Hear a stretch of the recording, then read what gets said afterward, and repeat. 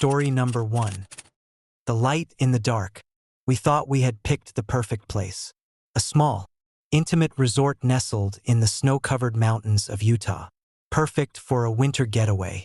It was just the two of us, me, Robert, and my wife, Claire. We needed to escape, recharge, and celebrate the holidays in peace.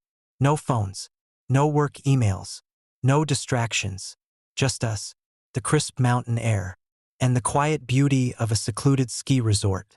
When we arrived, it was everything we had imagined. The lodge stood at the edge of the forest, surrounded by thick pines, their branches heavy with snow. It was a postcard picture of winter. We checked in with the friendly receptionist, a woman with gray hair and a tired smile, who handed us the key to our room with an almost mechanical politeness. "Room 312, she said, her voice warm but strangely detached. She smiled again, but it didn't quite reach her eyes. I didn't think much of it at the time. We had come here for relaxation, not to dwell on anything odd. Claire and I had both had a hectic year, work had been exhausting, and we needed a break. So we hauled our bags up to the room, the air crisp and cold around us. Room 312 was on the 3rd floor, tucked away at the far end of the hall, where the sound of the wind howling outside seemed to echo louder. As we entered the room, something felt off, but it wasn't anything specific. The furniture was old but comfortable, the bed large and inviting, the view outside breathtaking. Snow fell gently from the sky, blanketing the world in a layer of silence. It should have been perfect, but something lingered in the air, a strange heaviness that seemed to cling to the walls. At first, I shrugged it off. "It's probably just the isolation," I said to Claire. "No one's around. It's just the quiet." She didn't seem convinced, but she didn't say anything either. We spent the next couple of days skiing, taking in the mountain views, and enjoying the quiet. The resort was mostly empty, save for a few other guests who kept to themselves. The isolation was exactly what we needed. But that night, the 3rd night, everything changed. I woke up suddenly, disoriented, the room pitch dark. The only sound was the wind howling outside. But something else was in the air. A feeling. Presence. I felt it before I heard it. There were whispers. Low, almost imperceptible whispers, like voices coming from somewhere just beyond the edge of hearing. I strained to listen, my heart racing. They weren't coming from the TV or the radio. The room was still and silent, except for the faint voices. "Did you hear that?" Claire whispered, her voice shaky. I turned to her. She was sitting up in bed, eyes wide with fear. Her hand gripped my arm so tightly it almost hurt. "What's going on?" she asked, her voice barely above a whisper. "I don't know," I said, trying to keep my voice steady. But inside, I was already terrified. The whispers grew louder, more insistent. I could hear them now. Words, but not words I understood. Suddenly, something flickered in the room. A faint light. At first, I thought it was just a trick of my eyes, the reflection of the moon outside casting strange shadows. But no, it was brighter than that, warm and yellow, like the light of a lantern. I turned toward the light, my mind racing, trying to make sense of what I was seeing. The light was coming from the corner of the room, near the door. It was flickering, like a lantern that hadn't been properly extinguished. But there was no lantern there, just the faint glow in the dark. I leapt out of bed, panic rising in my chest. "Claire, do you see that?" I asked, my voice hoarse. Claire nodded, her face pale. "Where is it coming from? What's going on?" I stood frozen for a moment, my heart thumping loudly in my chest. The light flickered again, casting long shadows across the room. I moved toward it, my legs heavy, like I was wading through water. When I reached the spot where the light was strongest, I found nothing. The glow was coming from the air itself. Presence. A faint but undeniable presence. But there was nothing there. Then I felt it. Cold. Freezing cold. Like someone had opened a door to the Arctic. And the chill swept over me in an instant. My breath came out in clouds as I turned back toward the bed. Claire was no longer there. Claire, I called out, but my voice sounded distant, like it came from far away. She wasn't in bed. She wasn't anywhere. The room felt darker now. The whispers were louder, more urgent. And then, I saw her, standing in the doorway, her figure barely visible in the gloom. Claire, I gasped. She turned slowly, her face pale, her eyes wide with fear. Robert, she whispered, get out of here. We need to leave.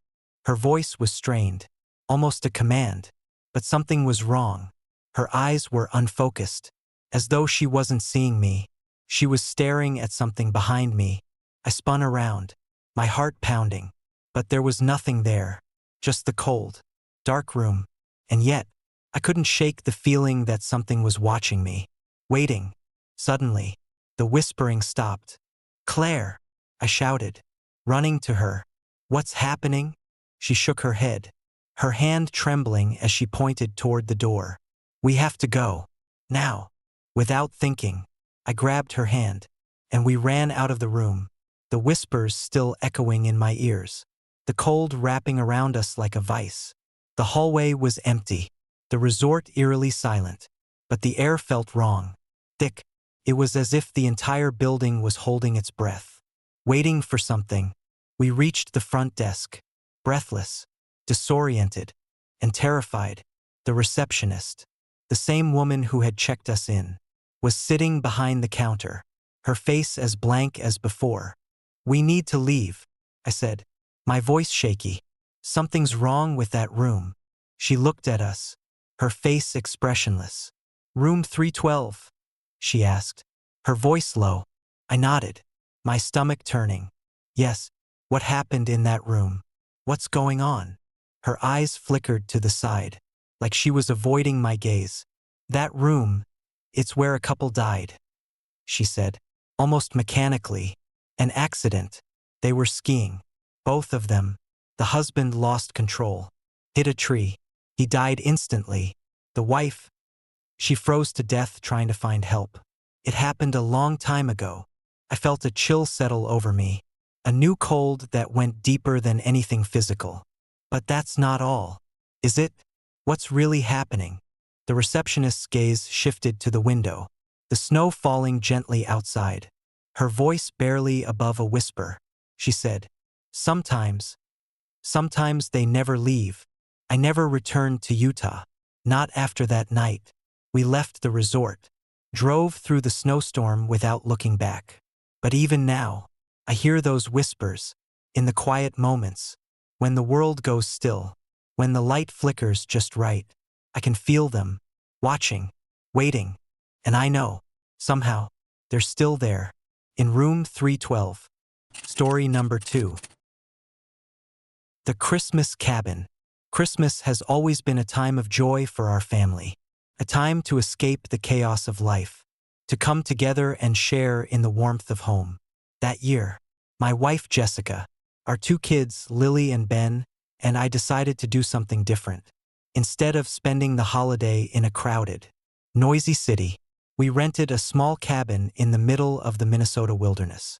It seemed like the perfect escape, a place to disconnect, breathe in the cold, crisp air, and make memories away from the distractions of modern life. It was December 24th when we arrived, the trees covered in snow, their branches heavy with frost. The cabin was quaint, simple, but cozy. A stone fireplace in the living room, a large Christmas tree decorated with ornaments and lights. The snowstorm had come in just as we pulled up, heavy and thick, blanketing the world outside in white. We had no cell service, no internet, nothing but each other and the silence of the forest.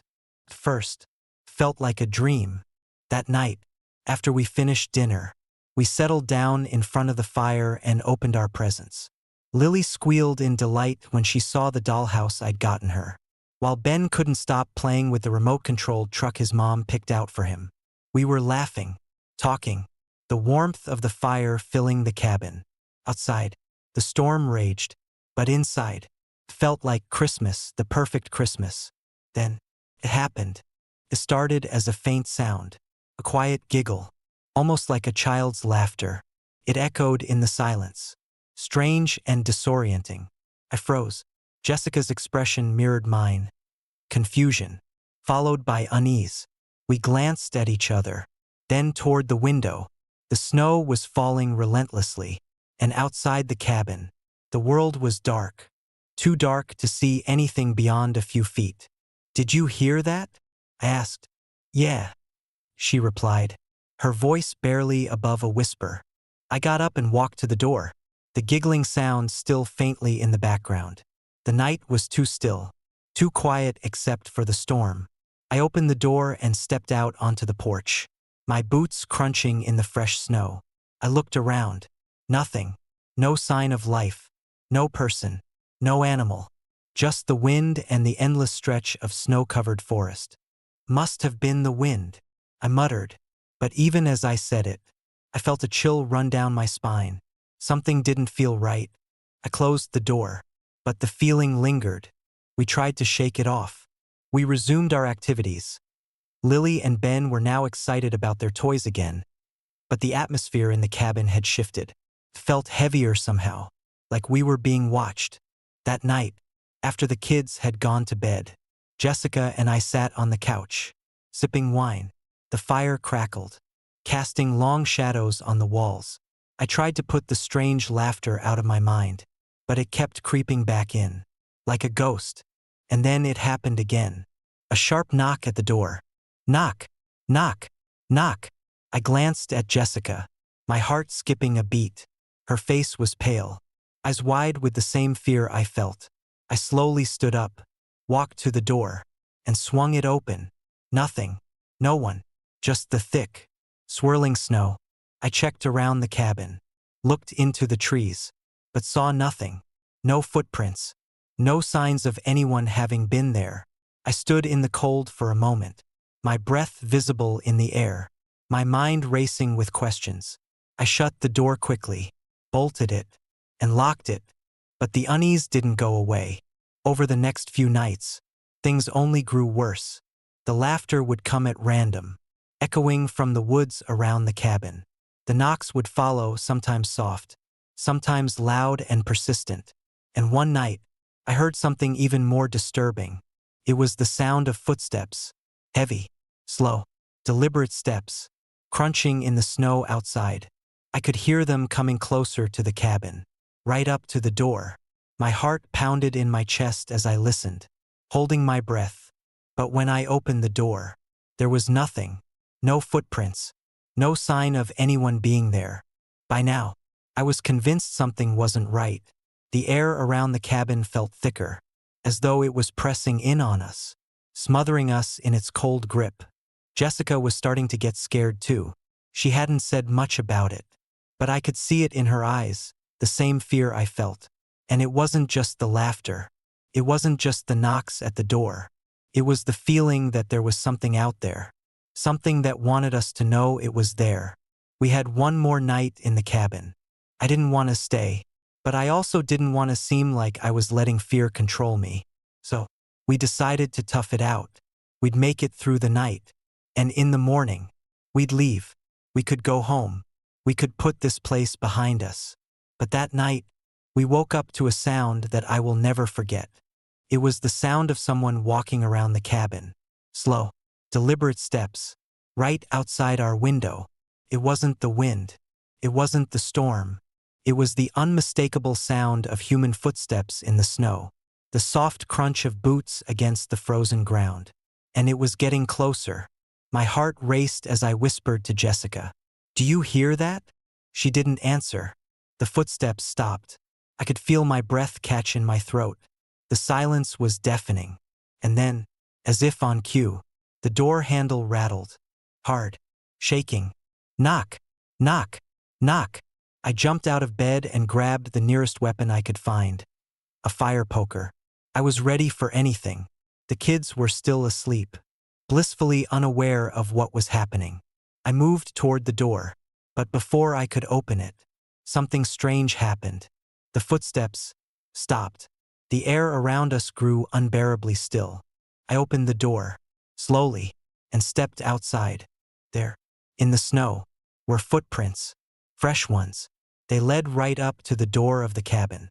But when I followed them, they suddenly stopped, right at the edge of the porch.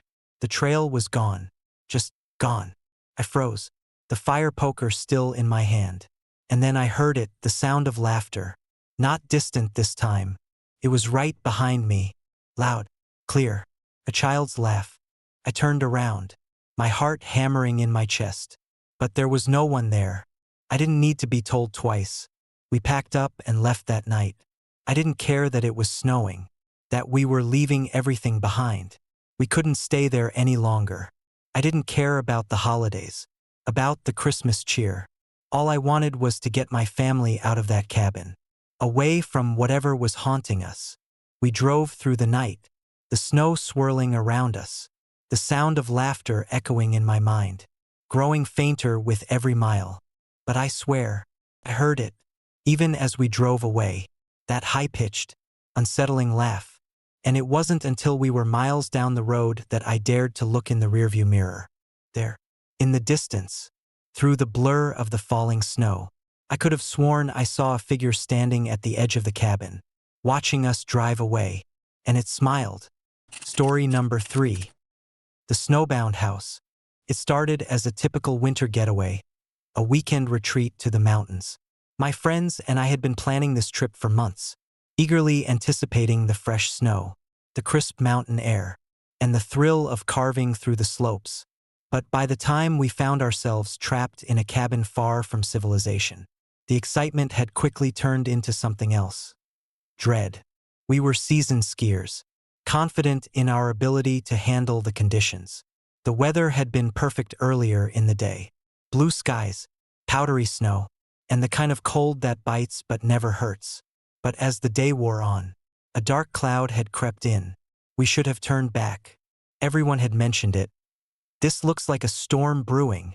But we were so close to the lodge, so close to warmth, to safety. Then, the storm hit. It didn't come in waves. No slow buildup. One moment, we were gliding effortlessly down the slopes. The next, the mountain around us was swallowed by an impenetrable white.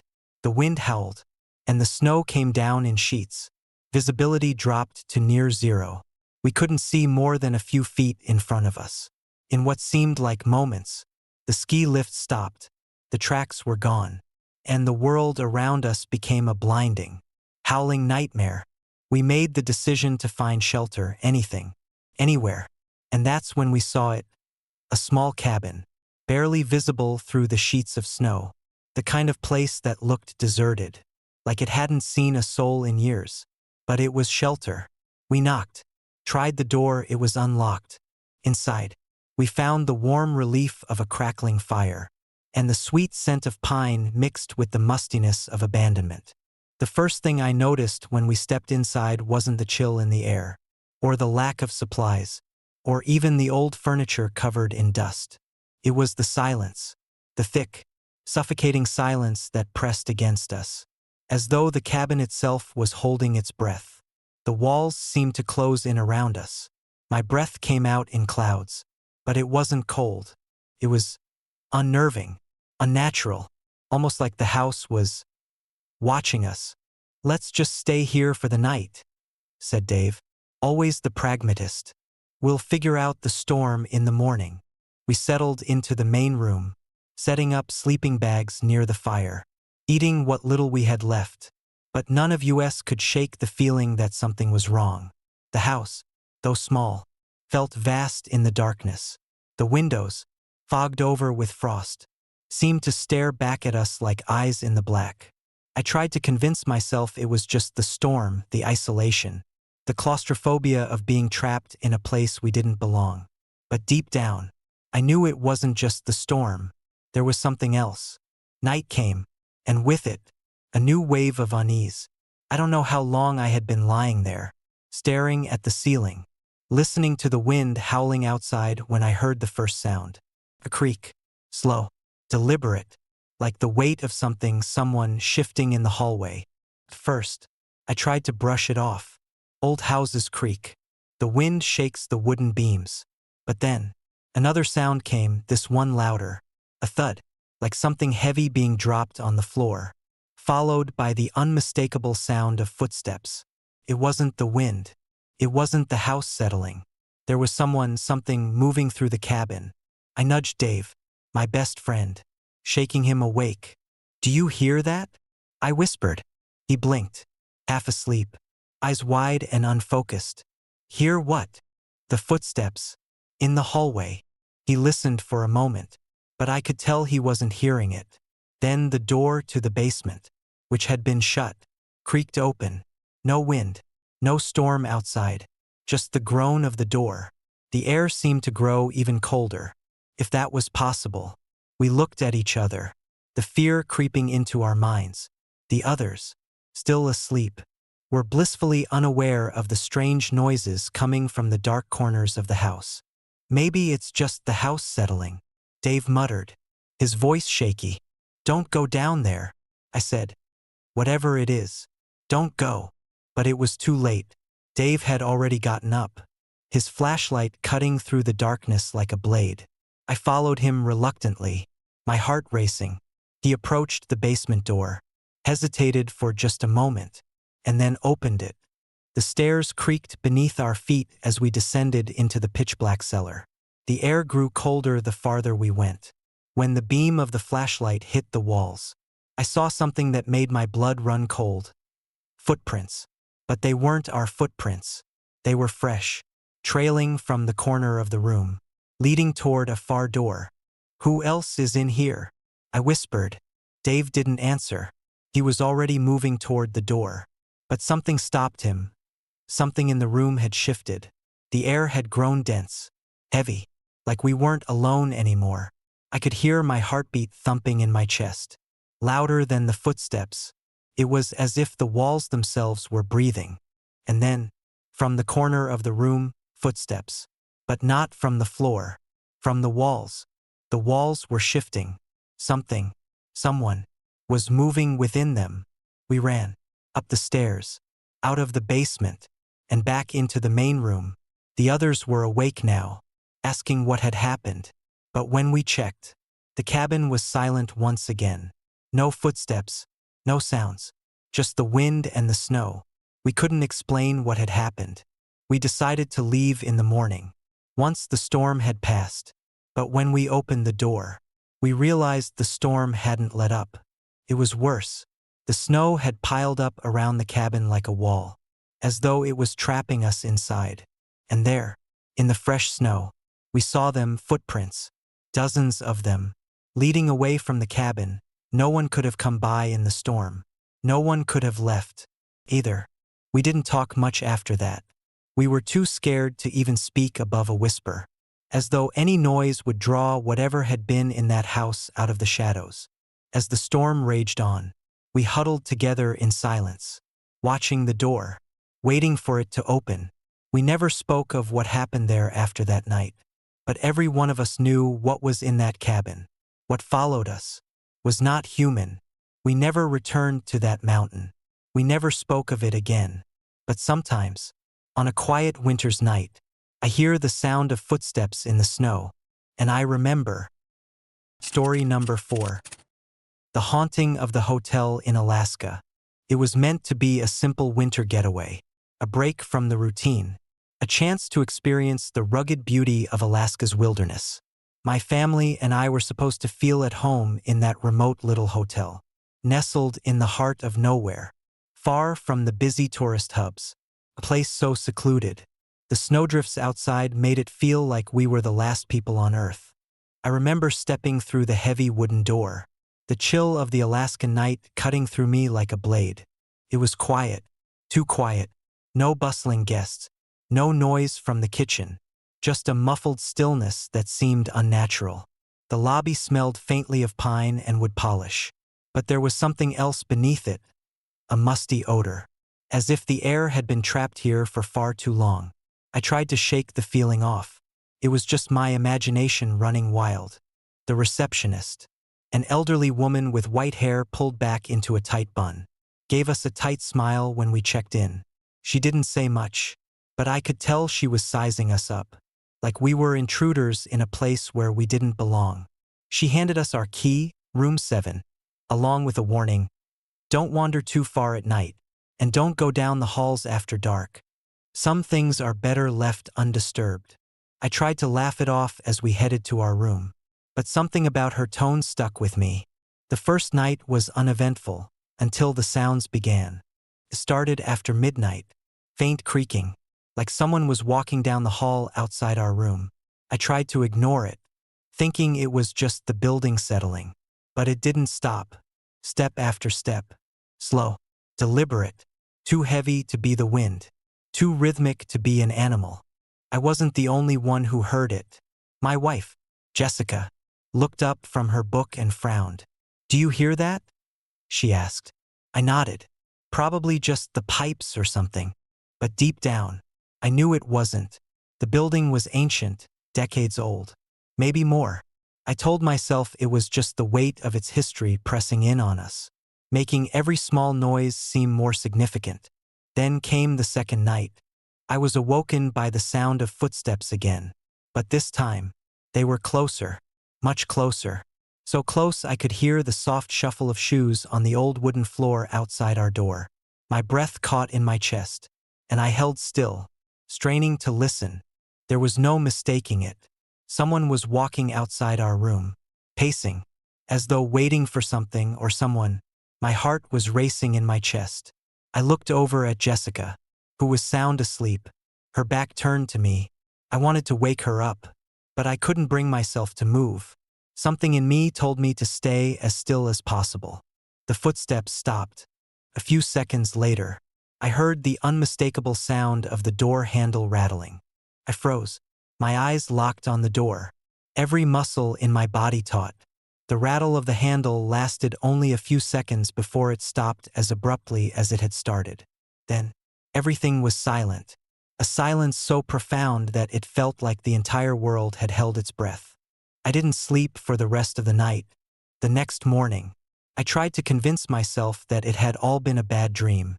But when we went downstairs to breakfast, I noticed something strange. The elderly receptionist was gone, replaced by a young man who didn't seem to know much about the hotel or its history. When I asked about the woman who had checked us in the night before, his face turned pale. "What woman?" he asked. "There's never been anyone like that working here." I felt my stomach twist. The woman had been real, hadn't she? The memory of her sharp eyes, her cryptic warning, lingered in my mind. That night, it happened again. This time, Jessica woke up. She turned to me, her voice trembling. "I saw something in the hall." I sat up, heart pounding. "What do you mean?" "A man, standing at the end of the hall. He was just standing there, staring at us." I tried to get up, but he disappeared before I could move. My blood ran cold. Couldn't be. Not again. But Jessica wasn't the type to imagine things, and the terror in her voice made it all too real. We decided to leave, pack our things, get out as fast as possible. But the weather had taken a turn for the worse. The snow outside had thickened, and the wind howled like a beast on the prowl. The hotel was cut off. There was no escaping. We were trapped. That night, I couldn't shake the feeling that something was watching us. I stayed awake, listening to the stillness that pressed in from every direction. Around midnight, the footsteps began again, but this time, they didn't stop. I waited, holding my breath. Then, I heard something that made my blood run cold. A voice, faint, muffled, like it was coming from far down the hall. But it was clear enough for me to hear the words. "Get out!" The voice sounded like it was whispering directly in my ear. Though no one was there, I bolted upright, my mind racing. But when I looked over at Jessica, she was still fast asleep. I tried to shake her awake, but the moment I touched her shoulder, the temperature in the room dropped, and her skin felt like ice. That's when I saw him, standing at the end of the hallway, a man, dressed in old clothes. His face was pale, gaunt, and his eyes, those eyes were wide, as if he'd been staring at us for hours. His mouth was open, but no sound came out. The man stepped forward, his movements jerky, unnatural. His fingers twitched, like he was trying to reach for us but couldn't.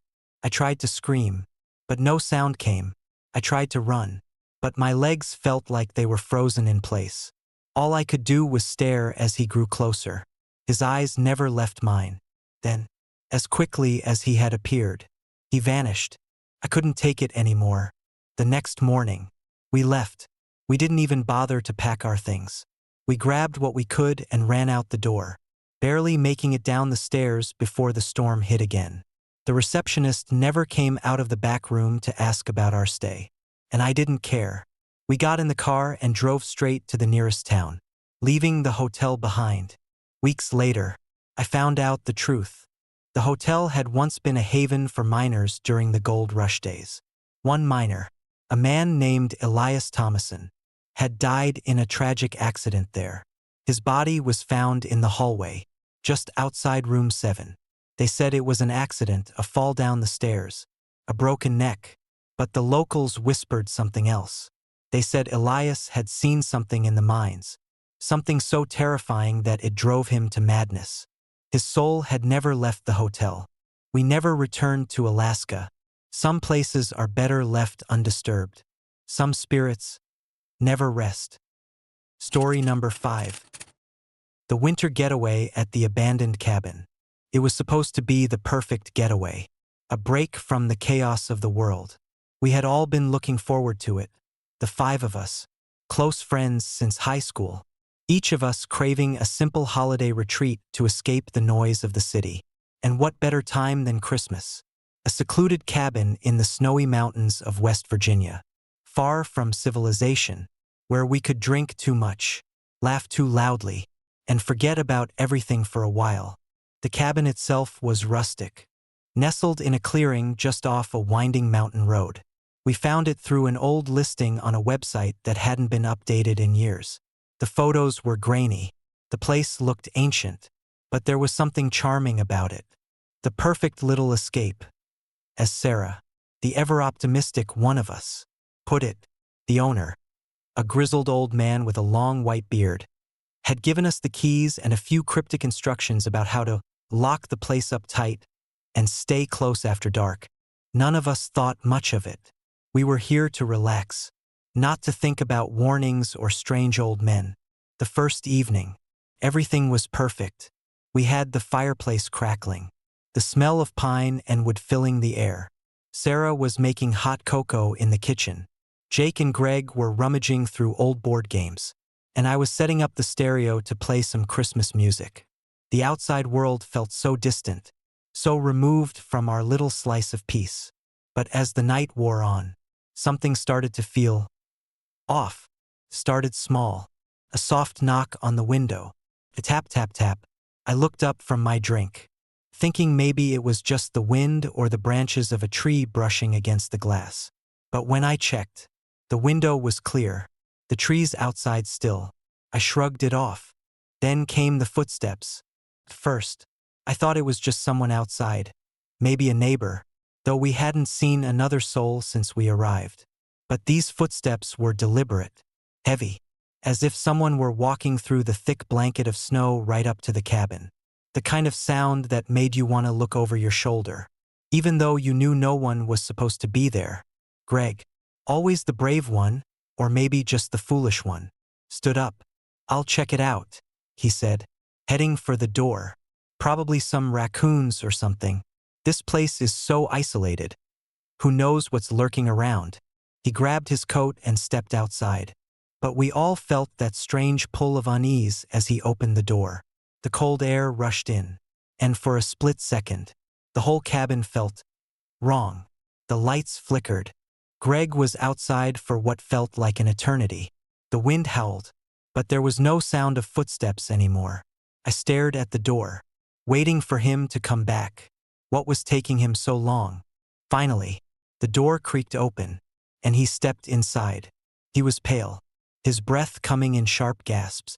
His eyes darted around the room, as if he were seeing something none of us could. "Nothing out there," he said, his voice shaky. Just snow and wind." But when he walked back into the room, something felt different. The warmth of the cabin had faded, and the air seemed thick with something unspoken. Something was wrong. That's when it started. The cabin, which had once felt like a retreat, now felt like a trap. We heard the knocks again, louder this time, followed by the unmistakable sound of something or someone scraping along the roof. The wind wasn't that strong. Couldn't have been the wind. I stood up, my heart pounding.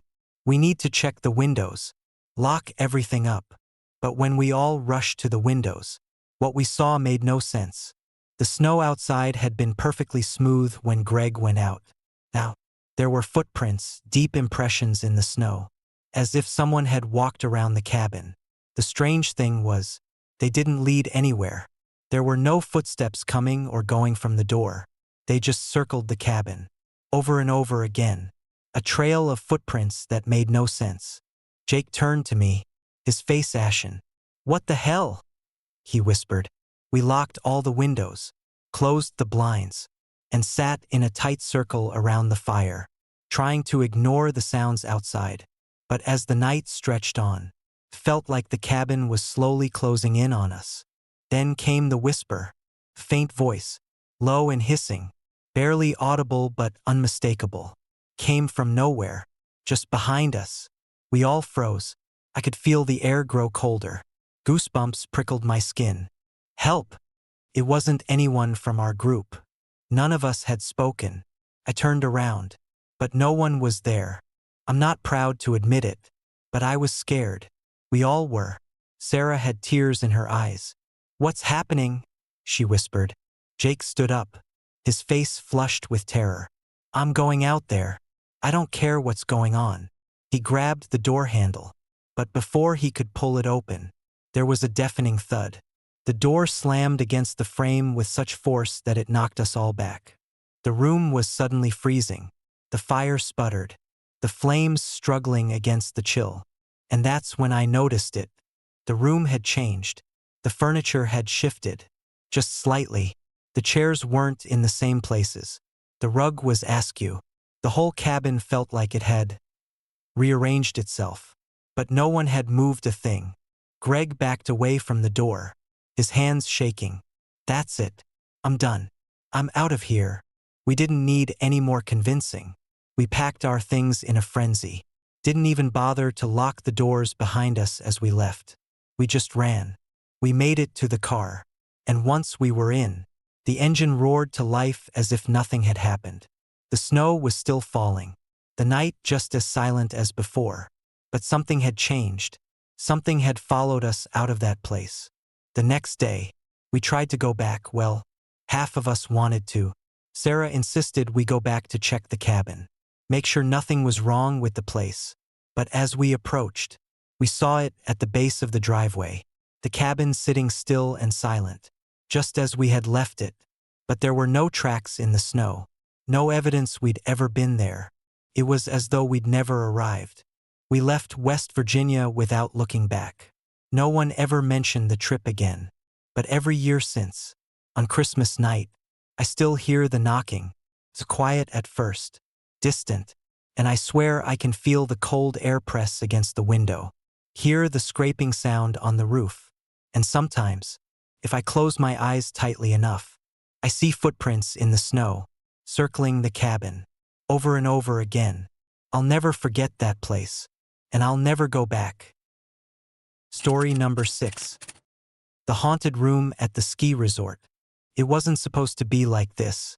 We had saved up all year, every cent, every hour of overtime, just for this trip. My wife, Sarah, and I had dreamed about it for months.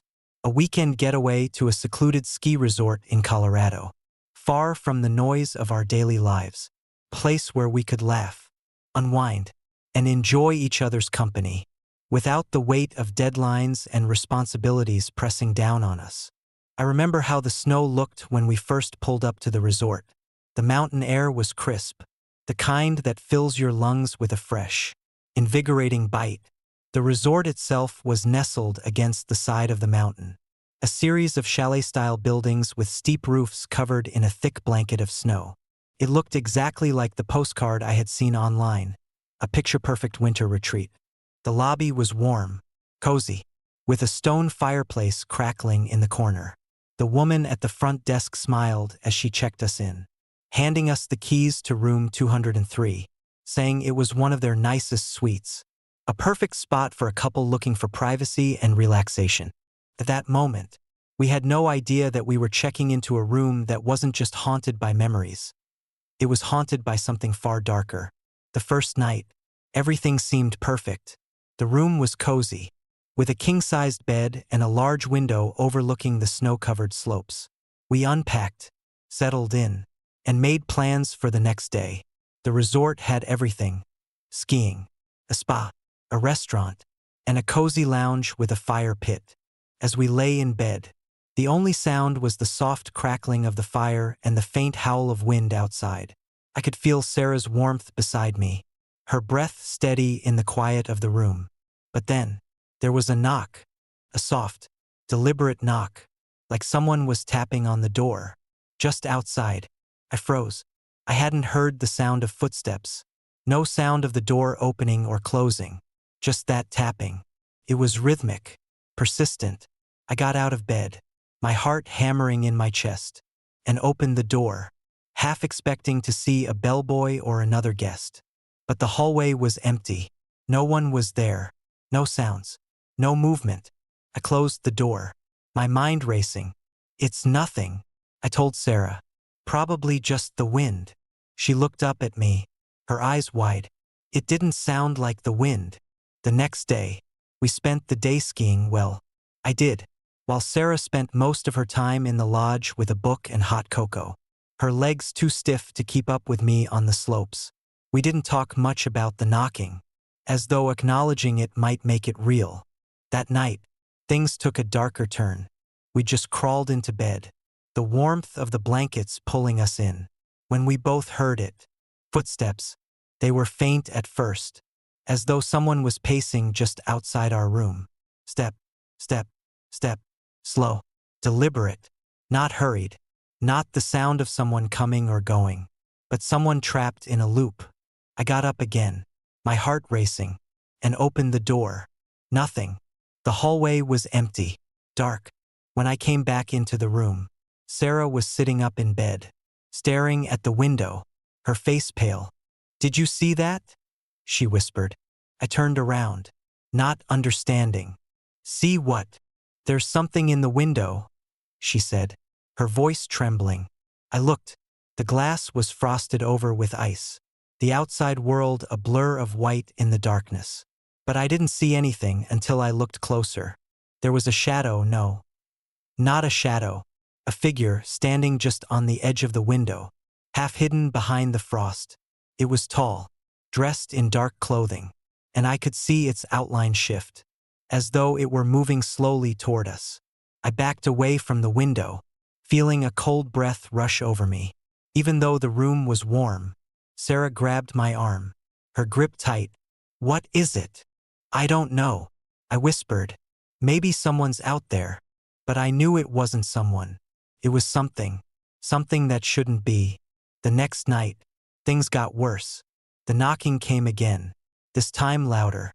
Not soft taps, but sharp, insistent raps, like someone pounding on the door. I jumped out of bed, feeling a sudden rush of dread. When I opened the door, no one was there. But this time, I heard something else. A soft, barely perceptible whisper. "Help me." It wasn't Sarah. It wasn't anyone. It was a voice. A woman's voice, coming from somewhere beyond the door. I slammed the door shut, my heart racing, and turned to Sarah, who was now sitting upright in bed, her eyes wide. "Did you hear that?" She nodded. "Yes." The whispering grew louder, more desperate. "Help me." The room seemed to chill, the air thickening with an unexplainable heaviness. My breath came out in visible puffs, even though the fire was still burning in the hearth.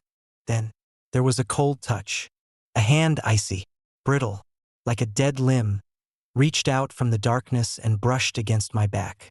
I spun around, but no one was there. Nothing. But I could feel it. I could feel the presence. Something was in the room with us, watching, waiting. The next morning, we went down to the front desk, desperate for answers. The manager, an older woman with a tired look in her eyes, listened to us with an unsettling calm. She didn't seem surprised. "I thought you'd be the next ones to ask," she said quietly. "Room 203 has a history." She told us that several years ago, a woman had died there, an experienced skier, an athlete, someone who knew the mountain well. She had been caught in an avalanche during a routine ski run. The search and rescue teams found her body at the bottom of a ravine, but no one ever found the cause of death. Some believed she had been trapped under the snow, while others whispered that the woman had fallen victim to something far darker, something unnatural. "You see," the manager said. "After that, the knocking started, the whispers, the cold spots, and those who've stayed in room 203. She paused, her eyes darkening. "They never leave the same." My stomach sank as the weight of her words hit me. We checked out that day.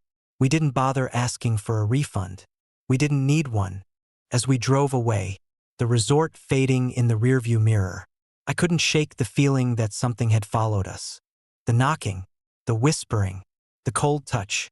We were free from room 203, but the presence, whatever it was still with us, still waiting, and it might just be waiting for the next couple. Story number 7. The Cabin by Crescent Lake. Strange, you know? How a place, no matter how perfect it seems, can turn on you.